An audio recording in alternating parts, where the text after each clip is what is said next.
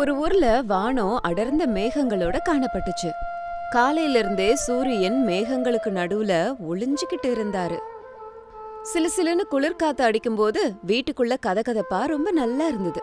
சாரதா பிரசாதோட வீடு ரொம்ப பெருசு. அன்னைக்கு சண்டேங்கிறதுனால எல்லாரும் வீட்ல உட்காந்து பேசிக்கிட்டு இருந்தாங்க. வெளியில மழை வர மாதிரி இருந்துச்சு. நிலத்துல முதல் மழை துளி விழுந்ததும் அதனோட மண் வாசனை வீட்டுக்குள்ளார மணந்தது. அன்னைக்கு ஹால்ல பிரசாத் சோஃபால உட்காந்துட்டு பேப்பர் படிச்சிட்டு இருந்தாரு. அவருக்கு பக்கத்துல சாரதா நியூஸ் பாத்துக்கிட்டு இருந்தாங்க. தினமும் நியூஸ் பாக்குறது சாரதாவோட வழக்கம். அதுவும் அன்னைக்கு மழை பெய்யுது, பக்கத்துல பிரசாத் இருக்காரு, நிம்மதியா உட்காந்துருந்தாங்க. 3 மருமகள்களும் காலையில எழுந்திருச்சு கிச்சன்ல வேலையெல்லாம் முடிச்சிட்டு சுத்தம் பண்ணிக்கிட்டு இருந்தாங்க. 3 மகன்களும் வராண்டால நாற்காலிய போட்டுக்கிட்டு உட்காந்து பேசிட்டு இருந்தாங்க. சாரதா, இன்னைக்கு நல்ல கனமழை பெய்யும் போல இருக்கு. காலையில இருந்து சூரியனோட ஜாடையே இல்ல. வானம் எவ்வளவு கருப்பா இருக்கு பாத்தியா? காத்துல கூட நல்ல குளிர் இருக்கு. இந்த மாதிரி நேரத்துல சுட சுட காஃபி குடிச்சா எவ்வளவு நல்லா இருக்கும். ஆமாங்க, இந்த வானத்தை பார்க்கும்போது அந்த காலத்துல நாளா சின்ன பிள்ளையா இருக்கும்போது மழையில விளையாடின ஞாபகம் வருது. வாசலை தாண்டி வெளியே போனதில்ல. இந்த மழை நாள்ல வெளியில போய் வேலை பார்க்காதது தான் நல்லது. கதப்பா வீட்ல உட்காந்துக்கிட்டு மழையில நனையணும்னா வாசல்ல நின்னுக்கிட்டு கப்பல் விட்டுக்கிட்டு இருக்கலாம். இந்த காலத்தை சேர்ந்து நம்ம பிள்ளைங்க வெளியே போக பிளான் போட்டிருக்காங்களோ? ஞாயிற்றுக்கிழமையாச்சே, வீடு தங்க மாட்டாங்களே. சினிமாக்கோ பார்க்குக்கோ போகணும்னு நினைச்சிருப்பாங்க. பாவம் மழை வருது. என்னவோங்க, கேட்டா தெரிஞ்சிட போகுது. ரமேஷா, சுரேஷா, டே அருணு, இங்க கொஞ்சம் வாங்கடா அப்படின்னு சொன்னதும் 3 மகன்களும் வராண்டால இருந்து வீட்டுக்குள்ள வந்தாங்க. எல்லாரும் ரொம்ப ரிலாக்ஸ்டா இருந்தாங்க. என்னம்மா கூப்பிட்டியா? ஏதாவது காஃபி டீ வேணுமாமா? என்ன இருக்குடா, வானத்தை பாரு, எதுவும் சரியில்லை. எப்ப வேணா மழை வரும் போல இருக்கு. உங்களுக்கு ஏதாவது வெளியில போற வேலை எதுவும் இருக்கா? அதை கேட்க தான் கூப்பிட்டேன். நான் எங்கேயும் வெளியில போகலம்மா. இந்த மழையிலையும் காத்துலயும் வெளியே போக எனக்கு சுத்தமா பிடிக்கல. வீட்ல இருந்து நெட்ஃபிளிக்ஸ்ல ஏதாவது சீரீஸ் பார்க்க போறேன். ஆஃபீஸ்ல வாரம் முழுக்க டென்ஷன். இந்த ஒரு சண்டே மட்டும் ரிலாக்ஸ்டா இருந்துக்கிறேன். ஆமாம்மா, நான் கூட வெளியில போகல. முந்தா நேத்து தான் மூவிக்கு போனேன். அந்த டயர்டே இன்னும் போகல. இன்னைக்கு முழுக்க பெட்ல போத்திக்கிட்டு படுத்துக்கிட்டு போன்ல இருக்க போறேன். வெளியில மழைய பார்த்தா பெட்டு வா வான்னு கூப்பிடுது. நானும் எங்கேயும் போகிறதா இல்லம்மா. வேலை ஏதாவது இருந்தா லேப்டாப் இருக்கு, அதுல முடிச்சுப்பேன். இந்த மழையில வெளியில போயிட்டு ஜுரமோ சளியோ வந்து வீட்ல படுத்துக்கிட்டு இருக்கிறத விட வீட்ல உள்ளவங்களோட டைம் ஸ்பெண்ட் பண்ணலாமே. மழை நல்லா பெய்யும்போது அந்த சவுண்டை கேட்கும் போதே ஆனந்தமா இருக்கு. நல்லா சொன்னீங்கடா. யாரும் எங்கேயும் போகாம வீட்லயே இருங்க. எல்லாரும் ஒன்னா சேர்ந்து இருக்கும்போது தானே சந்தோஷம். எல்லாரும் பேசிட்டு இருக்கும்போதே வெளியே நல்ல மழை பெஞ்சது. இடி மின்னல் எல்லாமே சேர்ந்து வந்தது. மழை துளிகள் ஜன்னல் கண்ணாடிய தொடும்போது அது ஒரு சங்கீதம் மாதிரி இருந்தது. அந்த சத்தத்தை கேட்டு கிச்சன்ல இருந்த அவனி, அஞ்சலி, அனாமிகா வெளியே வந்தாங்க. அத்தை, மழை பெய்ய ஆரம்பிச்சிருச்சு. சத்தத்தை பார்த்தா நிறைய மழை பெய்யும் போல இருக்கே. கொஞ்ச நேரத்துல வீடு இப்படி குளுகுளுன்னு மாறிடுச்சுல்ல. ஜன்னல் வழியா வர்ற காத்துக்கே ஏசி போட்ட மாதிரி குளிருது. வானமே இன்னைக்கு ஒரு பெரிய ஏர் கூலர் மாதிரி இருக்கு. ஆமாமா அனாமிகா, ரொம்ப நல்லது. மழை வர்றதுக்குள்ள வேலையெல்லாம் முடிச்சிட்டீங்களே. இல்லைன்னா வேலையும் முடியாம சமையலும் முடியாம அல்லாடிக்கிட்டு இருப்பீங்க. மழை நாள் வந்தாலே மற்ற வேலையெல்லாம் வந்துடும். எல்லாரும் ஒன்னா சேர்ந்துருந்தோம்னா கஷ்டம் இல்லாம வேலை பார்க்கலாம். உண்மைதான் அத்தை. இந்த மாதிரி குளு குளுன்னு இருக்கும்போது சுட சுட ஏதாவது சாப்பிட்டா ரொம்ப நல்லா இருக்கும்ல. இந்த மழைக்கும் நம்ம மனசுக்கும் ஏதோ ஒரு கனெக்ஷன் இருக்குல்ல. உண்மைதான்க்கா. தினம் சாப்பிடுற இட்லி தோசைய விட இந்த மழை நாள்ல வாய்க்கு ருசியா ரொம்ப ஸ்பைசியா இல்லனா ஏதாவது ஸ்வீட்டா ஸ்பெஷலா இருக்கணும். அடடே, பேசும்போதே வாசனை வருதே. நானும் அதே தான் சொல்றேன். இந்த மாதிரி மழை நேரத்துல நல்லா முறு முறுன்னு காரமா வாழைக்காய் பஜ்ஜியோ இல்ல பக்கோடாவோ போட்டா பிரமாதமா இருக்கும். சுட சுட பக்கோடா, இஞ்சி டீ, ஆஹா, நினைக்கும் போதே வாயிலிருந்து எச்சு ஊறுது. டேய், பஜ்ஜி நேத்து தானடா சாப்பிட்டோம், அதுக்குள்ளயா? இன்னைக்கு ஏதாவது புதுசா ட்ரை பண்ணலாம். என்ன பலகாரத்தை விட டிஃப்ரெண்டா வேற ஏதாவது யோசி. அதுல புதுமை ஏதாவது இருக்கணும். புதுசானா காரம் இல்லாம ஸ்வீட்டா இருந்தா ஓகேபா. ஸ்வீட்டை கூட சுட சுட மழையில சாப்பிட்டோம்னா அதுவும் நல்லா தாண்டா இருக்கும். பொதுவா நம்ம எல்லாரும் சந்தோஷமா இருந்தா ஸ்வீட்டை சாப்பிடணும். ஸ்வீட்டா? என்ன ஸ்வீட்டுடாப்பா வேணும்? வீட்ல ரவா, பால், எண்ணெய் எல்லாம் இருக்கு. ஏதாவது செய்யணுமா?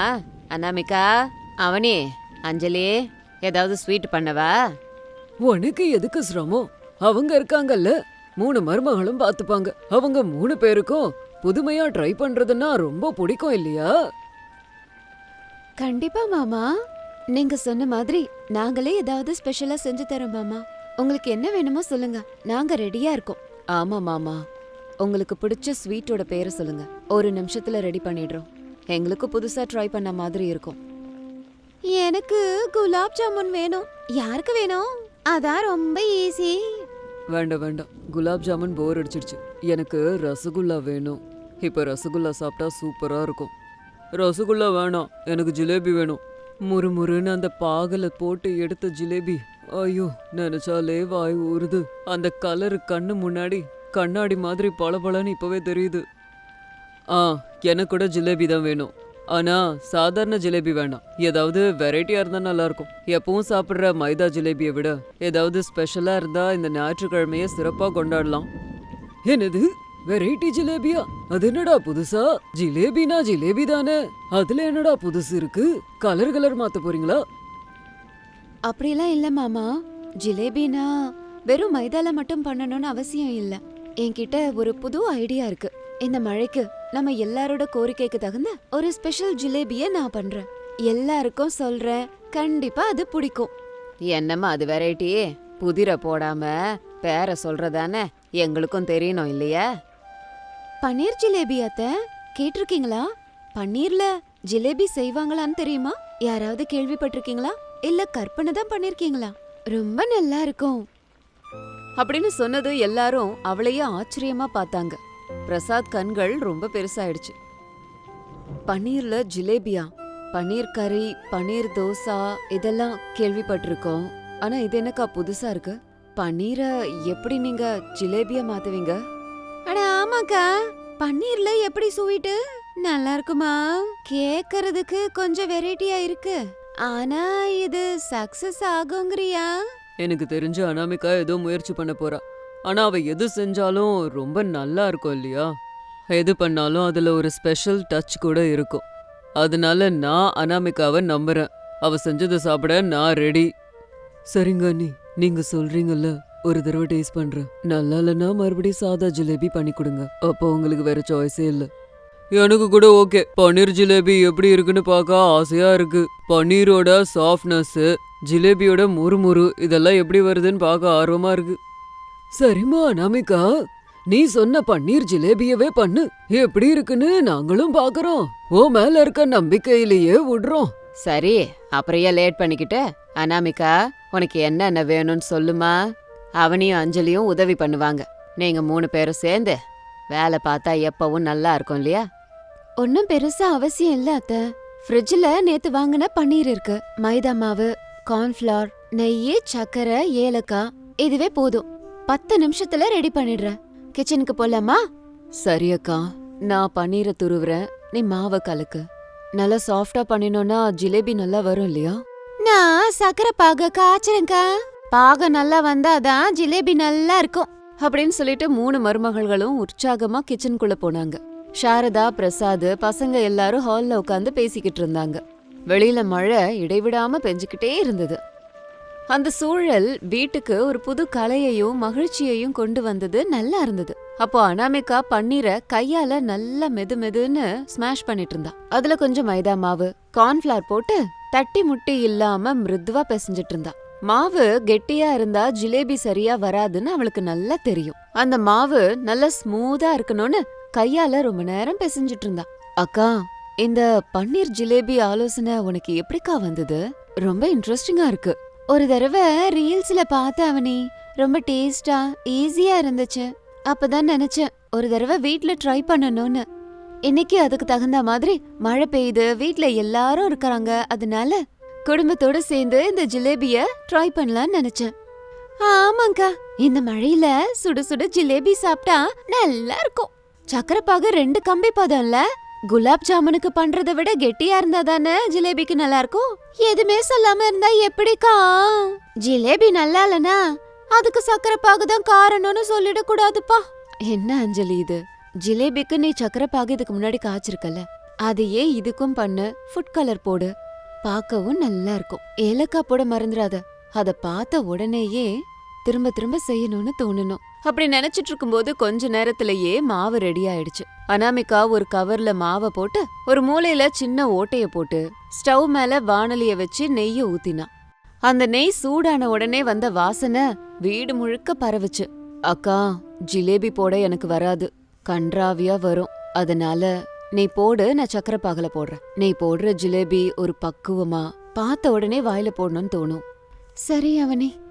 நெய் சூடான உடனேயே அனாமிகா அழகான ஜிலேபிகளை போட்டு அதுக்கப்புறம் கரண்டியால அதை மெதுவா திருப்பி விட்டுக்கிட்டு இருந்தா.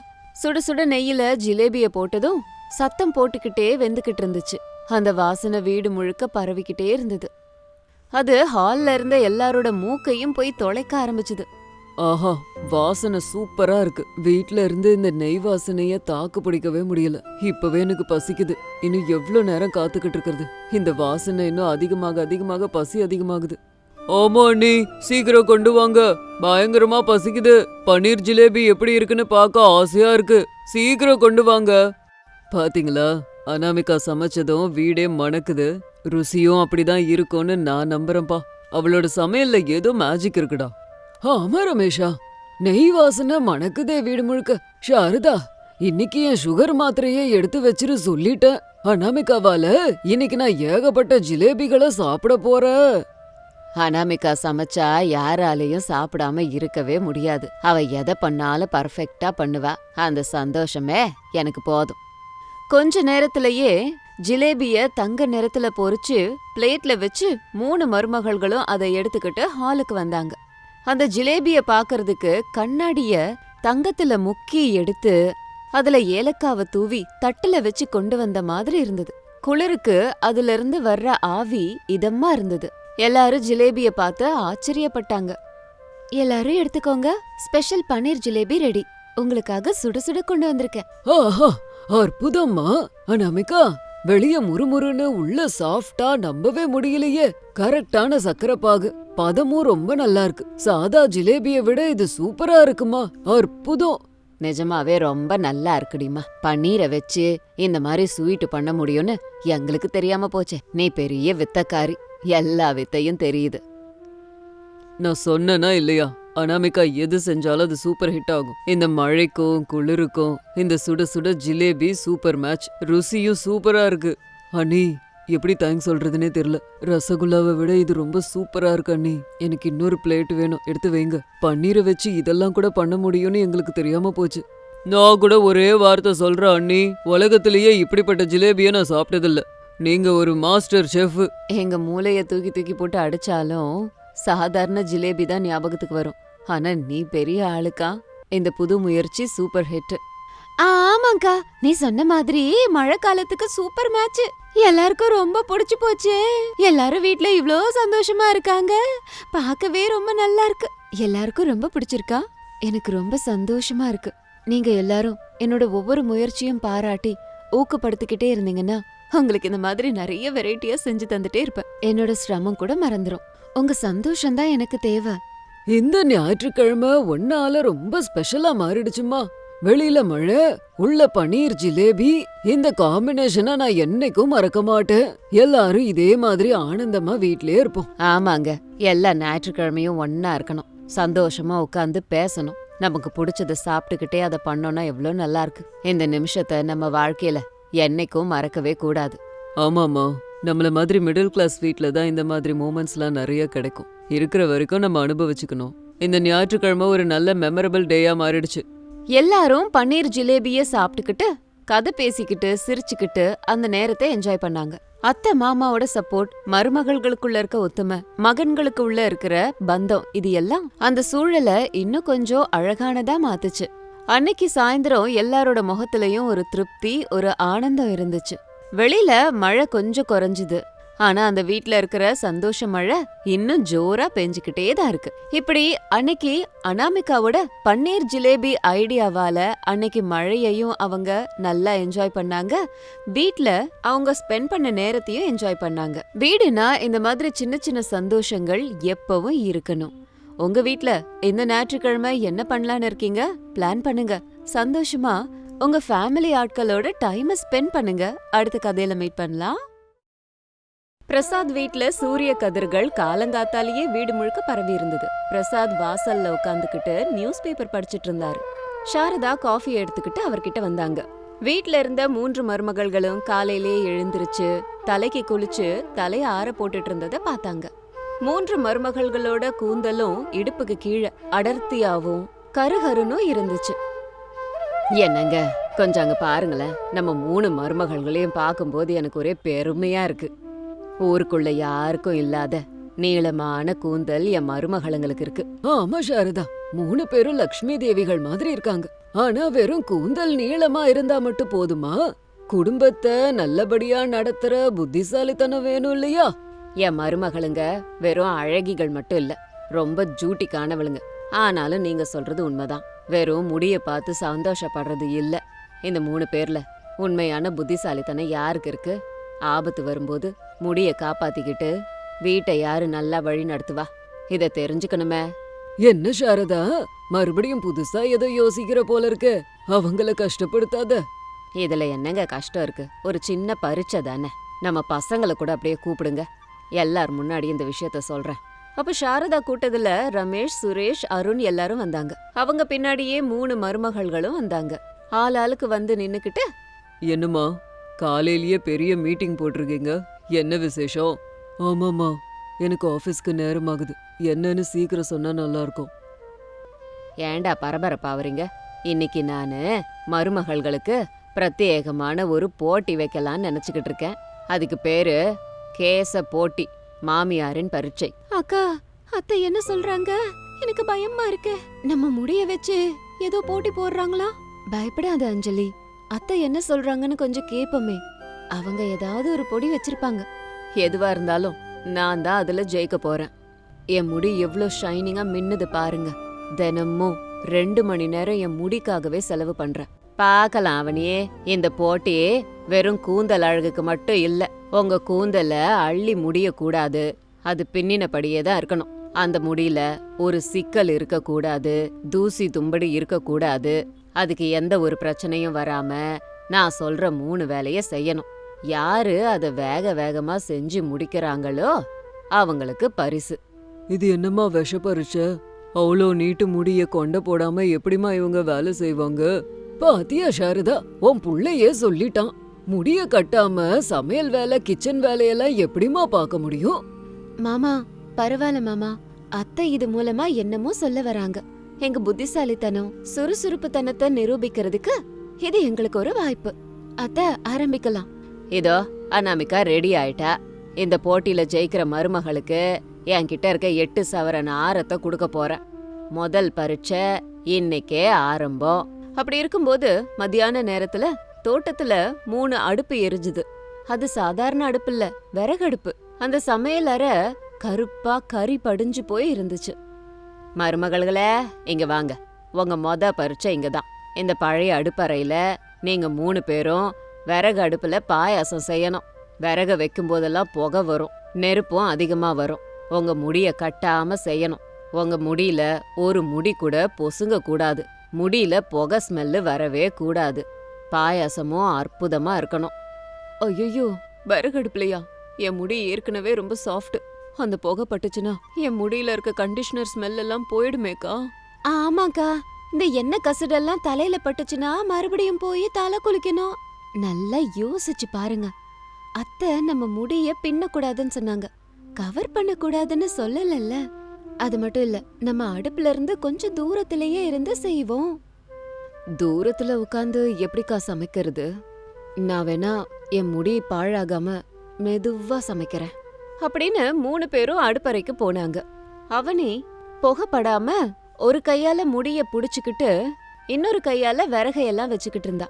ஆனா அந்த புகை அவளுக்கு இருமல வரவழைச்சுது. அஞ்சலி பயந்து போய் தூரத்துல நின்னு பாயசத்துக்கு பால் ஊத்துனா. ஆனா பாத்திரத்தை அடுப்புல சரியா வைக்க முடியாம பால் எல்லாம் கீழே ஊத்துச்சு. அவனி, அஞ்சலி இருங்க, அப்படி பண்ணீங்கன்னா தலைமுடி வேஸ்ட் ஆயிடும், சமையலும் வேஸ்ட் ஆயிடும். என்கிட்ட ஒரு ஐடியா இருக்கு அப்படின்னு சொல்லி அனாமிகா தோட்டத்துல இருந்த ஒரு மூங்கில எடுத்துட்டு வந்து, கூடவே ஒரு காட்டன் துணி எடுத்துட்டு வந்து தன்னோட தலைமுடிய அப்படியே கவர் பண்ணிட்டு மூங்கிலால ஊதி ஊதி அடுப்பெரிய வச்சா. முடிக்கு ஒண்ணும் ஆகல. முடிக்கும் எதுவும் ஆகாம அப்படியே கவர் பண்ணிட்டான். அடுப்ப ஊதுறதுக்கு அந்த மூங்கில் ரொம்ப உதவியா இருந்தது.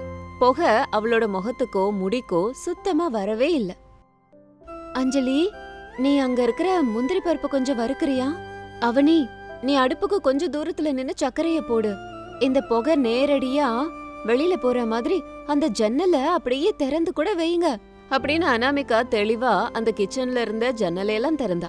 புகை எல்லாமே அது வழியா வெளியே போச்சு. முடிக்கு அந்த வெள்ளை துணி கவசமா இருந்தது. அதனால அவளோட கூந்தல்ல எந்த ஸ்மெல்லும் வரல. சாரதா உள்ள வந்தாங்க. பாயாசம் ரெடி பண்ணிட்டீங்களா?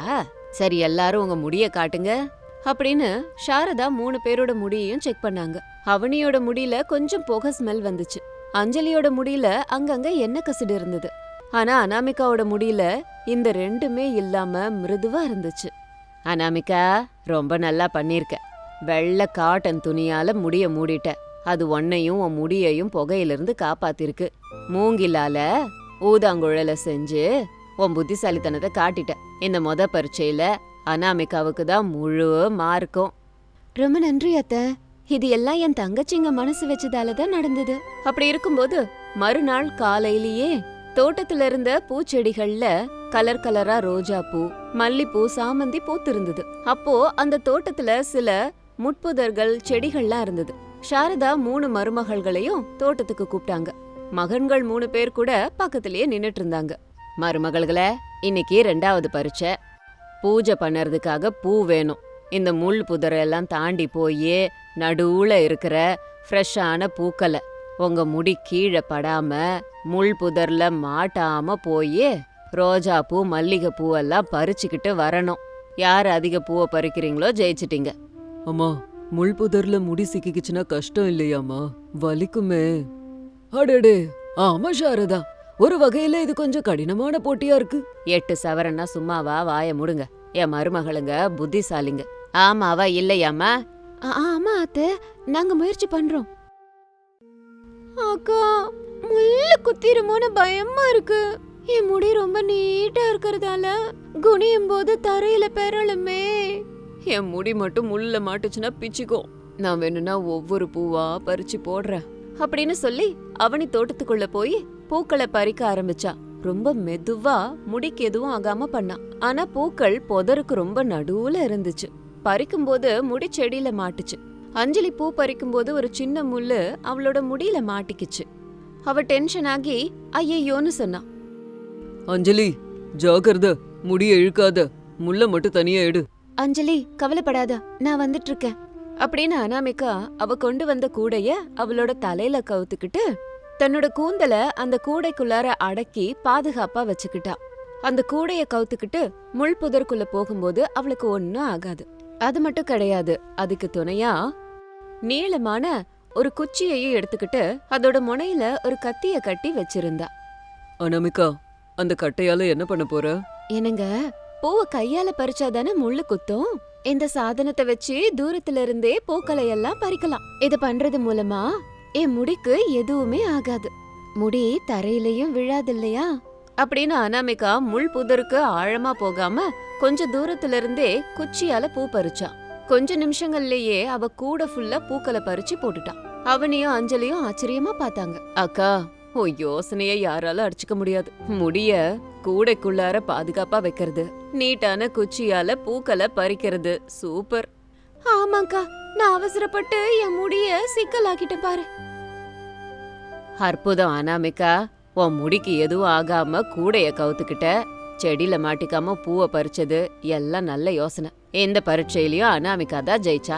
அஞ்சலி, உன்னோட முடியில ஒரு சின்ன முள்ளுதான் மாட்டுச்சு, மத்தபடி வேற ஒண்ணும் இல்ல.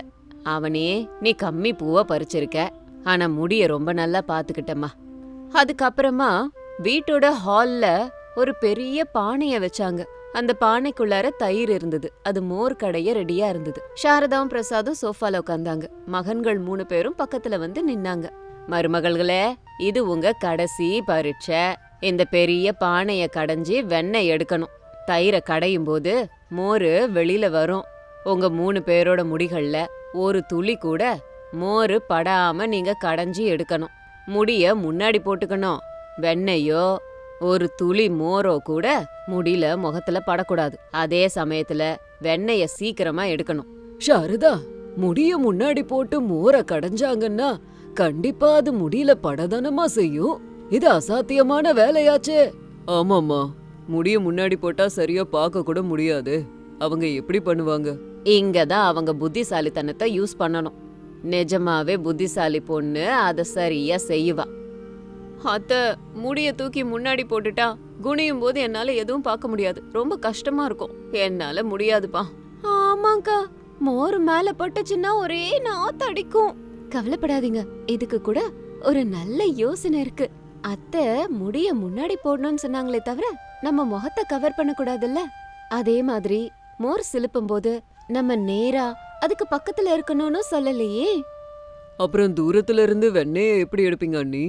அதுவா, ஒரு சின்ன கயிறை வச்சு அதை சுலபமா பண்ணிடலாம் அப்படின்னு சொல்லி அனாமிகா உள்ள போய் நீளமான கயிறு எடுத்துட்டு வந்து அத அந்த பானையில இருந்த குச்சியில கட்டுனா. அவளுக்கும் பானைக்கும் நடுவுல ஒரு தடுப்ப போட்டா. அதுக்கப்புறம் அனாமிகா குடத்துல இருந்து 3 அடி தள்ளி போய் நின்னா. தன்னோட நீளமான குந்தல முன்னாடி போட்டுக்கிட்டு மோர சிலுப்புனா. இது மூலமா மோர் முகத்திலேயோ முடியிலையோ படாது. தூரத்துல இருந்து அந்த கயிறால மோர சிலுப்ப ஆரம்பிச்சா. வாவ் அண்ணி, சூப்பர் ஐடியா இது. தூரத்துல இருந்து கயிறை இழுக்கும் போது மோர் சிலும்புது. நடுவுல இருக்கிற தடுப்பு மூலமா அந்த மோர் துளி உங்க மேலயோ முடியலையோ படல. ஆமா அருண், இது மூலமா முடிக்கு எந்த ஒரு ஆபத்தும் இருக்காது. அவனி, அஞ்சலி, நீங்களும் இதே முறையில செய்யுங்க. அப்போ அனாமிகா சொன்ன மாதிரியே அவனியும் அஞ்சலியும் மோர சிலுப்புனாங்க. தூரத்துல இருந்து சுலபமா வெண்ணெய கடைஞ்சி எடுத்துட்டு இருந்தாங்க. 3 பேரோட முடியிலையும் ஒரு துளி மோர் படல. இதுக்கு முன்னாடி செஞ்ச வேலை மாதிரி இல்லாம இது ரொம்ப சுலபமா இருந்தது. கொஞ்ச நேரத்திலேயே பானையில வெண்ணெய் வந்தது. சூப்பர்மா அனாமிகா, உன்னோட புத்திசாலித்தனத்துக்கு நான் அடிமையாயிட்டேன். ரொம்ப சுலபமா நல்லபடியா யோசிச்சிருக்கியே. ஆமா, இந்த பரீட்சைய நான் கொடுக்கும்போது கூட இவ்ளோ புத்திசாலித்தனமான விஷயங்கள் இருக்கும்னு யோசிக்கவே இல்ல. அனாமிகா, நீ வெறும் அழகான கூந்தல உடைய மருமக மட்டும் இல்ல, புத்திசாலி மருமக, சுறுசுறுப்பான பொண்ணு மணி. அன்னைக்கு சாயந்தர நேரத்துல வீடு முழுக்க தீபங்கள் ஏற்றப்பட்டு அழகா இருந்தது. குடும்ப உறுப்பினர்கள் எல்லாரும் ஹால்ல உட்கார்ந்திருந்தாங்க. சாரதா அவங்க கிட்ட இருந்த ஹாரம் செட்ட கொண்டு வந்தாங்க. மருமகளே அனாமிகா, இங்க வாமா. நீ நான் வச்ச ஒவ்வொரு பரீட்சையிலையும் உன் பொறுமை, புத்திசாலித்தனம், சுறுசுறுப்பு எல்லாத்தையும் காமிச்ச. உன் கூடவே மத்த மருமகள்களையும் உற்சாகப்படுத்தி அவங்களும் ஜெயிக்கணும்னு நினைச்ச. நன்றி அத்த. ஆனா இந்த வெற்றி என்ன மட்டும் சேராது. இவங்க 2 பேர் கூட எனக்கு உதவியா இருந்தாங்க. அவங்க ஒத்துழைக்கலன்னா என் ஒருத்தியால மட்டும் இத பண்ணிருக்க முடியாது. இல்லக்கா, உன் சுறுசுறுப்பு எங்களுக்கு வராது. உன்னாலதான் எங்க முடி இன்னைக்கு தப்பிச்சுது. வேலையையும் நாங்க கத்துக்கிட்டோம். ஆமாங்கா, எங்களுக்கு நீதான் குருசாமி. அத்தை நமக்கு வச்ச பரீட்சையில நம்ம 3 பேரும் ஜெயிக்க நீதான் காரணம். உங்க ஒத்துமைய பாக்கும்போது மனசே நிறைவா இருக்கு. ரமேஷா, உன் மனைவி அனாமிகா நம்ம வீட்டுக்கு உண்மையான மகாலட்சுமி. சபாஷ் அனாமிகா. ஆமாம்மா, அவளோட சமயோஜித புத்தி எப்பவும் டாப்பு தான். ஒரு விஷயத்த கவனிச்சியா? என்னதான் நீ போட்டி வச்சாலும் இவங்களுக்கு மத்தியில போட்டி இருந்ததே தவிர பொறாமை இல்லவே இல்ல. 3 பேரும் ஒத்துமையா சந்தோஷமா இருந்தாங்க. ஆமாங்க, என் 3 மருமகள்களும் தங்கமானவங்க. முடி மட்டும் அவங்களுக்கு ஒன்னா இல்ல, குணமும் பொறுமை எல்லாம் ஒரே மாதிரி இருக்கு. என் மருமகள்களுக்கு நானே திருஷ்டி வைக்கிறேன். எல்லாரும் சந்தோஷமா சிரிச்சுக்கிட்டு இருந்தாங்க. அனாமிகா மாமியாரோட ஆசீர்வாதத்தை வாங்கிட்டு 3 மருமகள்களும் ஒருத்தருக்கு ஒருத்தர் மரியாதை கொடுத்துக்கிட்டாங்க. அன்னைக்கு அந்த வீடே ஆனந்தமா இருந்துச்சு. இது இன்னைக்கு ஸ்டோரி. இதே மாதிரி இன்னொரு ஸ்டோரியோட உங்களை மறுபடியும் மீட் பண்றேன். அது வரைக்கும் பாய் பாய்.